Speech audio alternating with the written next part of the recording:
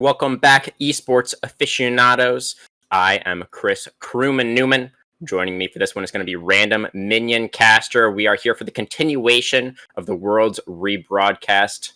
We have a best of one here in the group stage between Against All Authority, the French squad, going up against the representative from the Philippines, Pacific Esports. Random Minion Caster, are you ready for some action here? I am here, crewman. We had to go back in time to get this one 10 years ago. Can you remember that? As a minion, I had just barely spawned on the Rift, so I'm super excited to revisit my childhood memories here.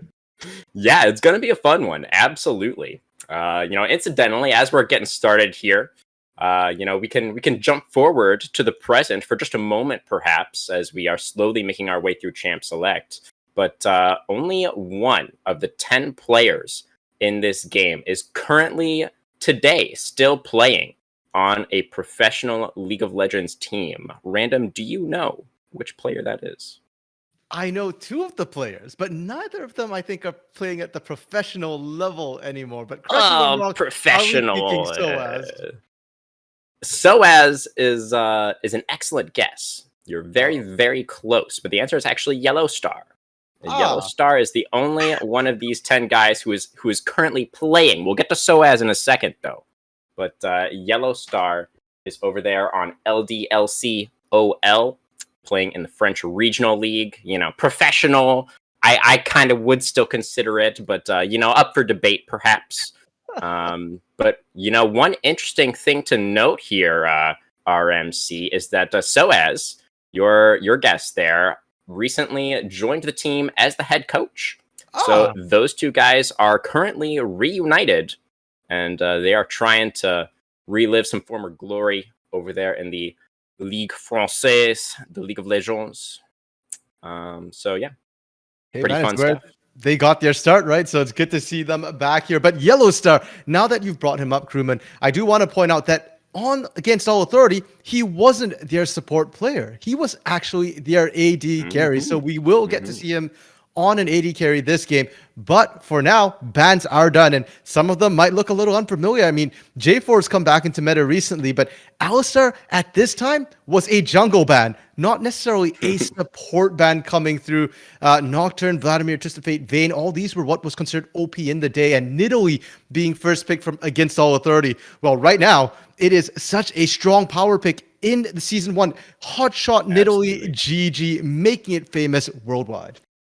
Absolutely. There. Good call out on the Alistar as well. A lot of our more modern fans, people who maybe perhaps started playing the game a little bit later on, certainly would not know that Alistar used to be a terror in the jungle, but he was indeed ban-worthy here in the Season 1 World Championship. But the Nidalee, like you said, definitely a power pick locked in right away here at the beginning. Over here on the other side for Pacific Esports, they have locked in the Corki and who's that?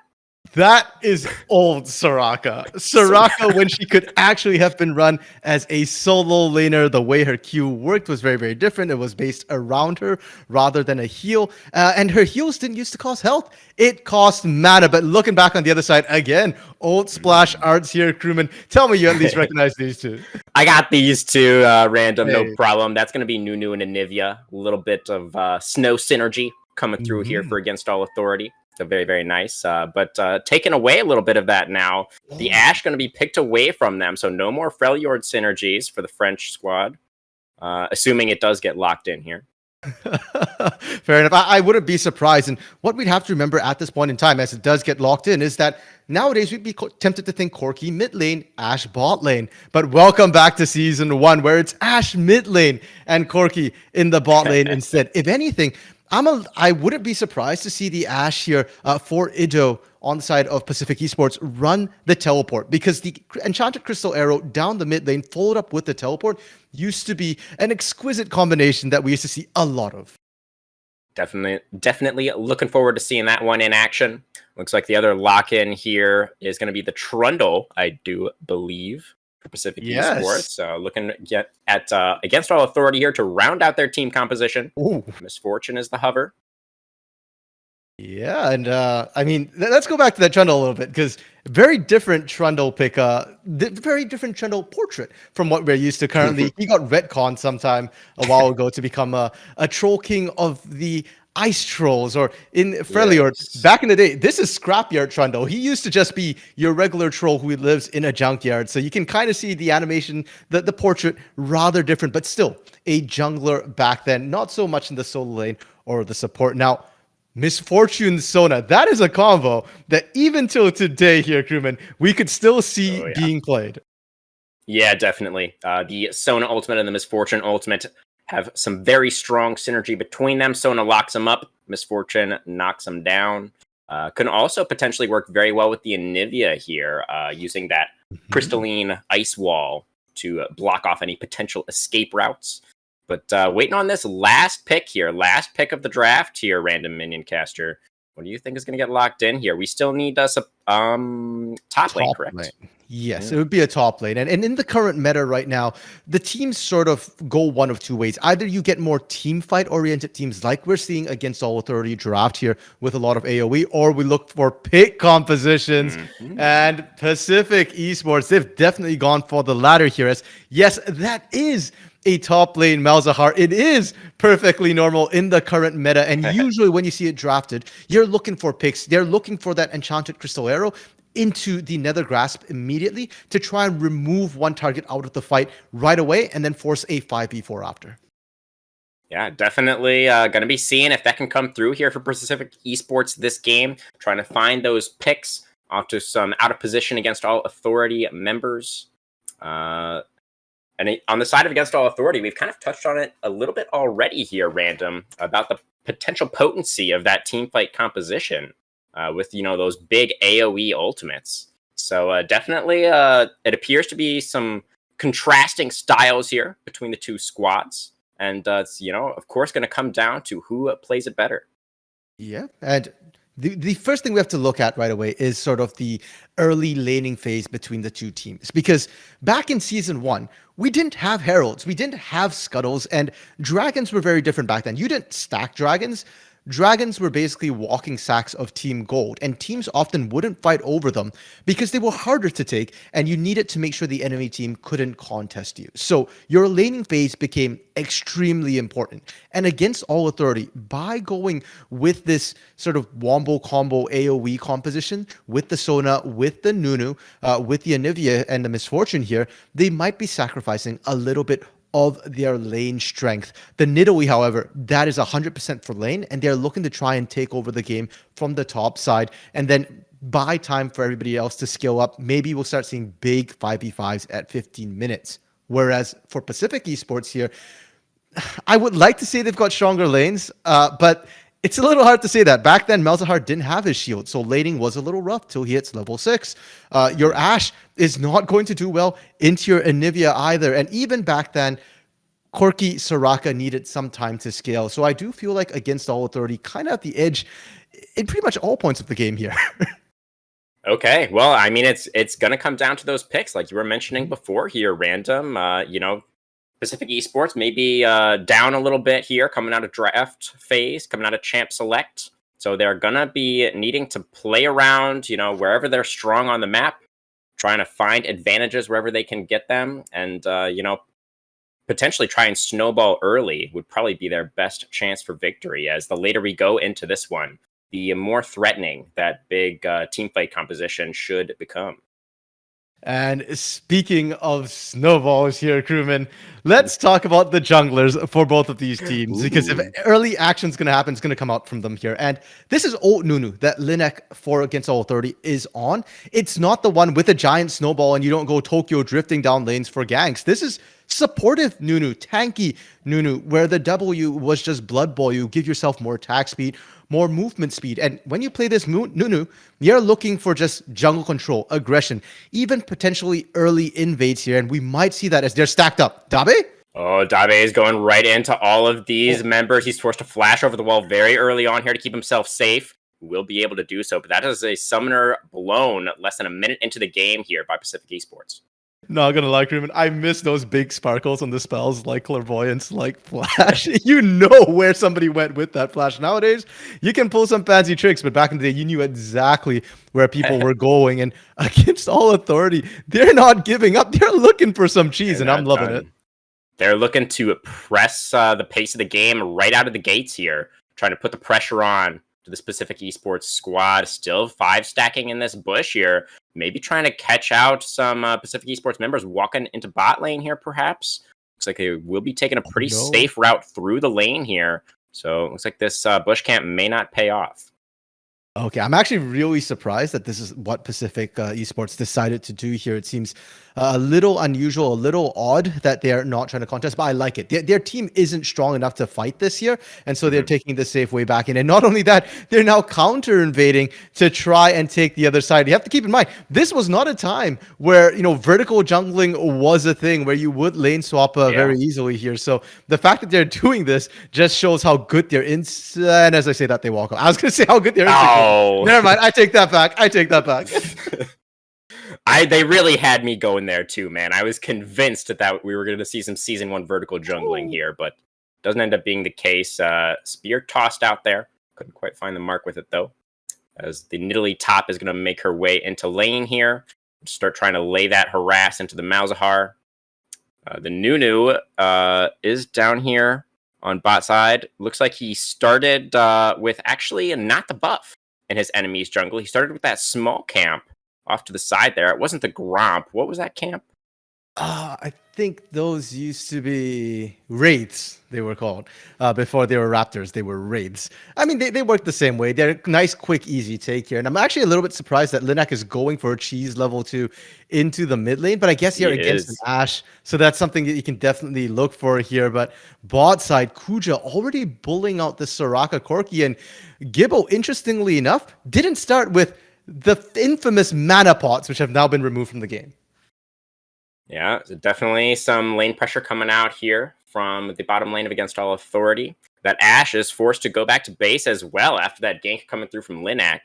So Dabe is here in mid lane, just trying to soak up some XP while his mid laner is regaining that health back in the fountain. Forced to chug through some potions here as well. So definitely Against All Authority. They're on the front foot here in their early game. Seem to be winning at least mid and bot lane pretty handily. And as we kind of touched on earlier, we do expect the Nidalee to come out on top on the top side as well. So Pacific Esports, they're already finding themselves in a little bit of a hole here. What do you think should be their plan of attack here? What would you suggest, Random Minion Caster? I mean, for Pacific Esports right now, your mid lane is going to really, really struggle. Ashe into Anivia is a bit of a rough one unless you're willing to commit that flash. So I think for now, you just sit back and you power farm till level 6 as best you can. You can afford to miss some CS here, and you're just really looking for those levels. And because there's no scuttles, because there are very few global objectives in the early game, there's no early dragon sneaks here, the teams really aren't incentivized to fight. Farming is the most important thing to do here. In fact, actually, the vision game coming out against All Authority here is surprisingly good. We already see 2 wards in the river right now. They really want to make sure that this Trundle can't find anything. Well, we will see if Trundle is indeed hampered by that vision coming down from the French team here. Nunu is returning to his chickens, or his raptors, wraiths. Thank you. Oh my goodness. I'm a jungler, myself, so I'm just really used to calling the camps what they are now. So it's really throwing me for a loop right now. But for sure. I'm a mid laner. I just remember the days back in Season 1, Season 2 where raids belong to your mid lane. So jungler, what's that? Those are my caps. I don't know what you're talking about. We'll have to see if that happens this game. It doesn't always happen with the likes of a Nunu coming through. Right. And Trundle as well. I mean, Trundle, back in the day, there was what we called Wriggle's Lantern or Madred's Blood Razors. So those were sort of the power farming items where what that item would do is I think it was 25 or 20% chance that you just randomly just insta-kill a jungle creep pretty much. So I expect Dabe to pick that up, and once you get that with the Trundle, these junglers can definitely power farm. So Kind of waiting for that to happen a little bit, but again, another gank. Oh, we got a 2v1 up here in top lane. We're in a little bit of trouble, finding himself in a 1v2, waiting for that spear from sOAZ. He's flashing over the wall. Wormy trying to stay alive. The flash follow from Linak. Spear does connect. There's the snowball. One more auto attack. Linak gets that first blood for the Against All Authority jungler. Ooh, boy. I called for Pacific eSports to gank that top side, but it's Against Authority doing it first here. And that is very worrisome for them. A 1,000 gold lead already formed, and now Dabe looking for the bot lane. He is looking for it. He's trying to do a little bit of cross map here. Yellowstar down to 50% HP. Dabe also getting extremely low. He's flashing away. He's trying to stay alive. Soraka trying to dish out the heals, trying to save her jungler. Now we've got Yellowstar flashing over the wall. He's trying to stay alive as well. Corki's flying over there. Needs one more auto attack. Does end up getting it. Kuja trying to trade back here onto the Corki. He's able to escape into the brush. I don't think Sona has the damage here to finish the job. Linak is coming down, but I don't think he's going to be able to be in time to collect anything here. Everybody's escaping underneath the tower, and we will see the disengage come through here for Pacific eSports. But I gotta say, this tower is not looking so hot here, RMC. That thing looks to be in a little bit of trouble. The members may get back to base, but the tower cannot run away. Yeah, and I think that's what Linak's waiting around for. Remember when I said Blood Boil right now gives you bonus attack speed and movement speed? You pair that with a Sona, with that Hymn of Valor, additional attack damage. They end up taking first turret down. But it's season 1 here, crewman, and there is no such thing as first brick gold. So all you really get is a longer lane. Yeah, no turret plates either, of course. So it really is just a little bit more map control going over to AAA here. See what their bot lane decides to do. Yellowstar and Kuja both kind of just chilling towards the bot side for now. Yellowstar moving up through the river now towards mid lane. Maybe trying to put a little bit of additional pressure on the Ashe now. Ido is going to find himself in a 1v2 situation. 1v many here, crewman. You can see true.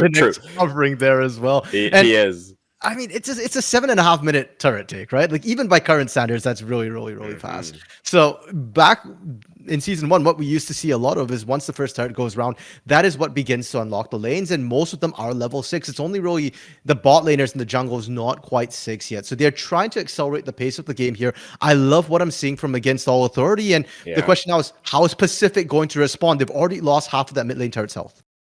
Yeah, Corki is still bot side here. He does not seem to be making any moves towards the mid lane.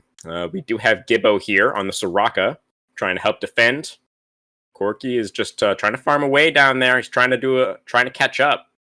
And looks like Yellowstar will rotate back down towards the bot side to catch this wave and prevent Corki from getting too much. And Vi there on the Corki now, level 6 here. So I'm expecting Yellowstar and Kuja to hit 6 soon. And that's when we get to start seeing the fun really kick off. Because remember how we're talking about AoE there, crewman, from the side Against All Authority? Well, the initiator is going to be Kuja on Sona. Yeah, absolutely. The Sona does have the flash ready to go right now. Once she does tick over and hit that level 6 mark, going to be a lot of threat coming out from that Against All Authority support. This is one of the fastest games I remember seeing in that. I don't recall the games going quite this quickly here in season 1. I thought it was much slower, but top side. Oh, we got a flash in. Wormy's looking for it. Does get the nether grasp down onto sOAZ. He's into some trouble now. Dabe walking in, lands the chomp. sOAZ jumping away. He's trying to escape and will be able to. Nidalee, just too many dashes. Oh boy, this is so low lane Nidalee, folks. You just can't pin her down, and now the Nunu, the Anivia is roaming up as well. They get spotted on a ward, 2 wards here, and no Oracle's Elixir whatsoever. I'm a little bit surprised. Back in the day, Oracle's Elixir basically gave you sweepers, but it was permanent until you died. Yeah, not in possession of any All Authority member there, so that attempted collapse will be spotted out. And the Malzahar and Trundle will be able to safely back off there. No problem. Yeah, definitely looks like top lane Nidalee was pretty frustrating to play against. I mean, are we okay down here? Vi's running away. Gibbo also escaping. Looks like they're going to be safe for now. But, I mean, they did technically lock down the Nidalee. It just didn't matter because they couldn't kill her. And that's kind of one of the problems with these sort of pick compositions here. If you're ahead, they work really well. And what on earth just happened up is there? Dead. You're a turret. Yeah. Didn't really see what happened there. but I'm guessing a spear was involved somehow. Just maybe a pounce as well. But I strongly suspect. Oh, Vi's in some trouble now. Does he have the Valkyrie? He does. Okay. Use it to kid himself that little bit of extra space, and he is going to be fine. That is going to be Linak not finding anything in bot lane this time around. But this gold lead is continuing to expand here, RMC. We're up to closing in on 4K now, actually. And there it is. That's 4,500 gold lead for Against All Authority. And oh, man. Okay, well, Kuja just went down. Again, we're a little bit late to the action here with the spectator camera, but that is what Pacific Esports need, right? They need to find these picks to try and get themselves back in it. Yeah, a little bit surprised was Kuja going down instead of Kuja initiating, but Crewman, there's no directed cam, unfortunately, back in the day. And, stun lands onto Wormy. Oh, Wormy is stunned. There's a wall there coming out as well. Wormy is running out of HP real fast here. He's trying to trade back. Moment getting extremely low, but he's a Nivea. He has the passive sOAZ getting the last hit. Oh, merci beaucoup pour l'argent, monsieur. He's on his way straight to the bank. Is up here. Try and catch this top wave, but he's taking a very greedy path. He's actually going to get locked up here by the Anivia and was forced to actually didn't have the flash. I guess he was on the correct side of the ice wall there and is able to survive, but loses most of his health and is not going to be able to defend that top lane tier 2. It's still fairly healthy. Anivia can't really take it that quick. So for now, they fend it off. And Ghost on Ido barely helps him survive. You know what? I'm a little sad we didn't see the teleport Ashe, but you can't argue with results here. And it did save the Ashes there. Funnily enough, Crewman, you say merci beaucoup, but actually, I'll hold that thought. Linak's now in some trouble. He's going to get locked up here by the Malzahar. There's a nice enchanted crystal arrow to set this one up. He's flashing away now, and Linak is out of there. Nunu is just too fast. There's that W you were talking about earlier there, RMC. Give him a little bit of extra movement speed. Help him just roll on out of there. Wormy must be so tilted now. That's just the third time the Nethergrass didn't get a kill. And I mean, the top one, at least he killed MoMA, popped the passive, but MoMA actually is the one player in Against All Authority who isn't French. He's actually German. Fair enough. But it was sOAZ that got the kill. sOAZ is the one who got paid. So that's why it works. And we all know Mr. Baguette. I mean, it's what he built his brand off of back on Fnatic here. So for now, though, with that big a lead, with enough kills, they're finally daring to look at Dragon here. And Dragon, look how slowly it goes down right now. The health bar looks small. The Dragon looks small, but it does a lot of damage. It's a bit deceptive, yeah, but it will go down eventually in favor of Against All Authority. But now Momo is getting a little bit caught out. Here comes the Sona ultimate. Dabi getting extremely low here. He's trying to flash away, but it's not going to help him. He'll start flash and follow over the wall. Gets the last hit. Continuing the chase now is Against All Authority. Gimbo is pretty low. He's got 1 HP. Oh, Soraka barely survives that one. sOAZ with the spear accuracy quite high so far this game. And Against All Authority, they're going to continue to press this advantage. I think with current Soraka, Gibbo dies there. But back in the day, you just saw it. Soraka can heal herself. So does get out fairly safely here, but there's not enough members to defend here. They don't have a true tank either. And Against All Authority, as we're approaching the 14-minute mark, are starting to turn the screws. They're looking for these inner turrets, and they've taken over this map. They really, really have, RMC. There are not a lot of safe places on Summoner's Rift right now for Pacific Esports. They are definitely struggling a little bit. And as we've discussed multiple times already here, they do not have the stronger team fight composition. So, as they run out of space, as they are finding themselves with fewer and fewer options, it's just going to get more and more difficult for them to try and find a way back in here. And for the foreseeable future, Crewman, it's probably not going to happen. It's only 15 minutes into the game, so we take stock of items right now. For the side of Against All Authority, you've got a BF Sword on Yellowstar. No completed item yet. Oh, I love seeing all these GP5 items. I missed them so much. Heart of Gold for Linak here. Philo Stone or Philosopher's Stone for Kuja as well. But really, it's Pacific's items you need to look at because the other ones who are behind and need to come back in. And they're sitting on a Cage's lucky pick for Gibbo here. The BF Sword for Vi. Look at Ido. Ido's sitting on Swifty boots. Boots of swiftness. You run faster, great. But you're not doing damage. You can't get kills. And Regal's Lantern, the item we were talking about for Dabe here, it's a farming item. Yes, it gives you a little bit of armor, a little bit of damage, but not enough to secure kills. And Wormy, on a Catalyst, no damage there. I mean, that's exactly what we've been seeing, right, man? It's every time that Pacific Esports do find somebody out of position, they just don't have the damage to take them out. So it's just a little bit of an unfortunate situation for them. They really are just going to need to complete those items before they can realistically, find some kill pressure onto these Against All Authority members. Looks like top lane tier 2 is going to be the next target. Pacific Esports, they don't even feel confident to walk up. They know they can't win the fight, so they're just going to have to give this one up here. It's another turret going down. Yeah, I mean, right now, Pacific Esports, they're also just watching on spectator view here, just looking at AAA are pushing in right now. And you have the Ashe arrow. You've got to be the ones making aggressive movements. One bullet time just zoned off the entire team. That was an unironic zoning MF ult there to prevent the inhibitor turret defense. It is getting extremely low here. That tier 3 turret in the top lane down to... Oh, look, we got the team fight breaking out here. That's so much damage coming out right now. There's a little bit of healing coming through for Moma. He's trying to do a little bit of retreating here. There's the stun onto Dabe.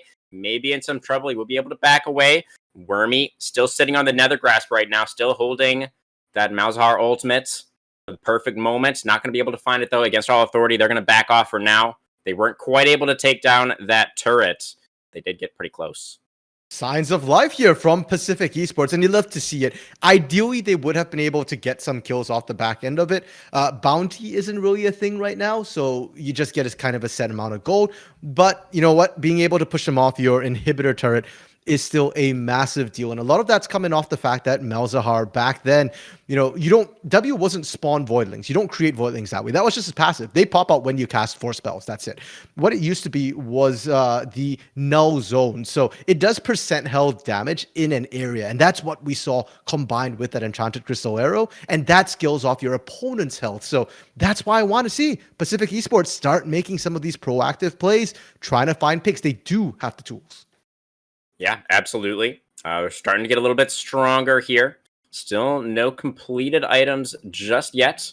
They must be getting closer here on the side of Pacific Esports. It looks like Against All Authority have moved down towards the bot lane. The tier 3 turret proved to be a bit too difficult, so they're going to just go ahead and take this last tier 2 for now. But it looks like Pacific Esports may have something to say about this. There's some CC coming down onto Linak. He's in trouble. He's running out of HP. He's low. He's down. He's taken out. That's 5v4 on the map now for Pacific Esports. Yellowstar also getting extremely low. We're continuing the chase here, but Dabe has also fallen. It's a trade of junglers. Vi has gone down as well. Against All Authority fighting back here. They're just a little bit too far ahead. Wall's a little bit too heavy there. They were able to come out on top in that team fight. Let's see what the next play is here. And because there are no bounties, crewmen, it sucks to say this, but trading 1 for 2 isn't exactly worth it, even under your turret. AAA are still going to be okay with that particular trade in terms of just losing the 1 member here. And on top of that, they lost Linak. It was the tank. Big whoop, right? You can still wave clear. You're still safe in the meantime, and they can just keep repeating this with the siege and with the Nidoey as well. I mean, the siege potential from the spears back then were absolutely nutty. So if they actually do set up and let sOAZ soften them up before trying to force those turrets, I'm afraid for Pacific Esports right now. Yeah, they are definitely still in a very tight spot here, no doubt about it. As sOAZ is going to spot out Dabe here in the jungle. Going to land a spear onto him. That's Trundle down 50% HP. He's getting pinned in a little bit here, and he is going to be going down. Moma picking up the last hit on that one. Rush Pacific Esports trying to run away now, trying to escape. Moma is on the chase here, flash forward, trying to find it. Can't quite do so, though. No more CC coming down. Just the 1 kill for now. Anivia did use the flash there. Baron is going to be on the map very, very shortly here, RMC.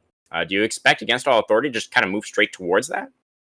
I mean, technically, Baron's on the map already. Season 1 Baron spawned sooner in the past, but it's not something I think they're even going to look at here. It's an opportunity for them to throw. They're so far ahead right now that they can siege. They're 10,000 gold ahead at this point, so they just need to walk it in with this Nidoey here.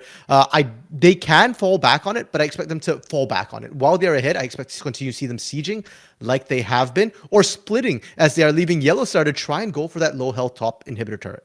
Yeah, absolutely. We are continuing the siege here for Against All Authority. We do have, like you said, Yellowstar up there in the top lane. He's moving back got the rest of his team joining up with him now. So it looks like this top lane tier 3 is going to be the target.